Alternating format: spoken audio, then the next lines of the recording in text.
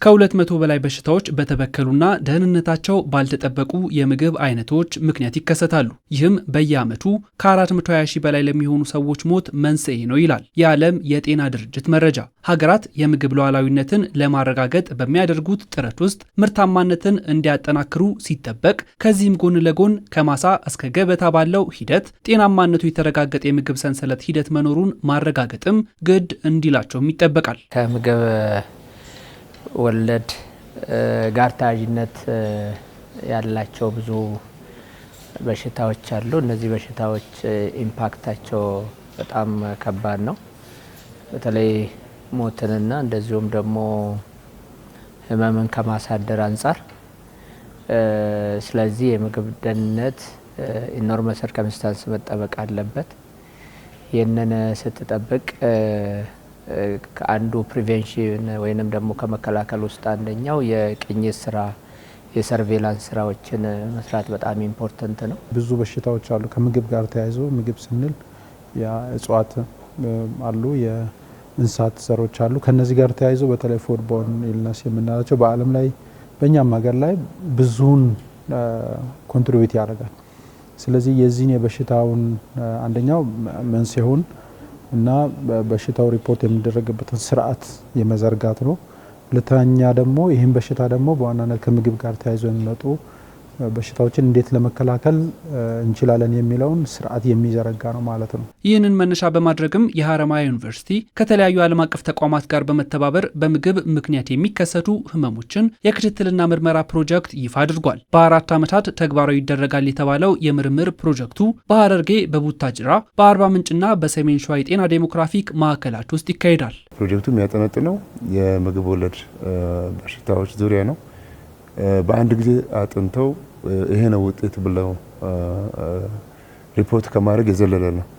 ይሄ በጣም ተከታታይነት ያለው የምግብ ወለድ በሽታዎች መንስኤያቸው ከየት ነው የሚለውን በተከታታይነት የሚያጠናና የዛን ጥናት ውጤት ደግሞ ለሚመለከተው ማህበረሰብ ክፍል፣ ለሚመለከተው ሴክተር፣ ለግብርና፣ ለጤና እንደዚሁም የማህበረሰብ ጤና ኢንስቲትዩት የዚህ የፕሮጀክት አካል ነው።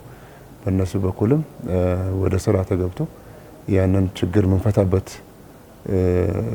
ለኢትዮጵያ የመጀመሪያ ፕሮጀክት ነው። ከፍተኛ ትኩረት ተሰጥቶት ማምረት ብቻ አይደለም፣ ጥራትም ደህንነቱም እንዲጠበቅ መንግስትም የበኩሉን ድጋፍ እያደረገ ነው ያለው። እኛም በምርምሩ ይህንን ከጨመርን በጣም የተዋጣ ዘላቂነት ያለው ውጤት እናገኛለን ብለን ነው የማስበው። የምርምር ሂደቱም በተመረጡ አካባቢዎች የቃል መጠይቆችን በማድረግ በተጨማሪም የግብዓትና የምግብ አበሳሰል ሂደትን ጨምሮ ለገበታ እስከቀረቡ ምግቦች ቅኝት ይደረጋል። ፕሮጀክቱ ተጨባጭ የመፍትሄ እርምጃዎችን ለመውሰድ ያለው ፋይዳም ከፍተኛ እንደሚሆን ታምኖበታል።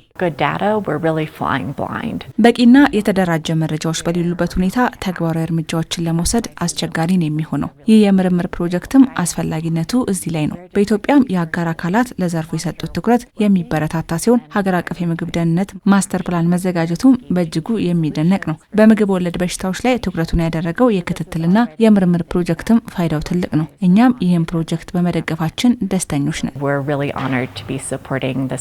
መላው የኢትዮጵያ አካል እንዲሄድም ነው የኛ ፍላጎት። ይህን ስንል ለምሳሌ ሀረማያ ዩኒቨርሲቲ የኤችዲኤስኤስ ኢንፍራስትራክቸር ያለን ነው ይህን ፕሮጀክትም ልንተገብር ሁኔታዎች የተመቻቹት። ለምሳሌ ለአሶሳ ዩኒቨርሲቲ ኤችዲኤስኤስ አቋቁመናል።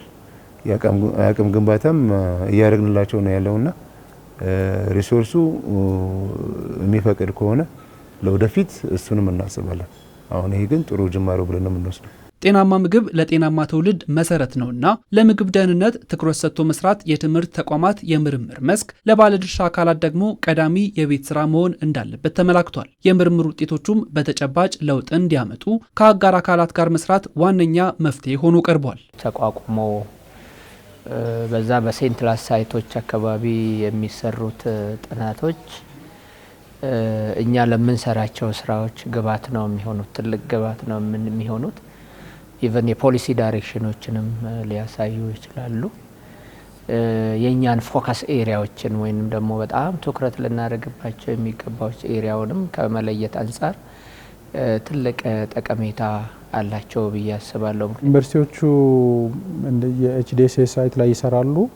ከሰሩ በኋላ ይህንን በተለይ የኢትዮጵያ የምግብ መድኃኒት ቁጥጥር ባለስልጣን፣ የኢትዮጵያ የግብርና ባለስልጣን እንዲሁም የኢትዮጵያ ሕብረተሰብ ጤና ኢንስቲትዩት ይህንን ጥናት ወስደውት የሀገሪቱ ቀጣይ የሰርቬላንስ በቀጣይነት የሚሰራ የክትትል ወይም የቅኝት ስራ እንዲሆን እናደርጋለን ማለት ነው። የከፍተኛ ትምህርት ተቋማት መሰል ችግር ፈቺ የምርምር ስራዎች ላይ በማተኮር ሊሰሩ እንደሚገባም መልእክት ተላልፏል።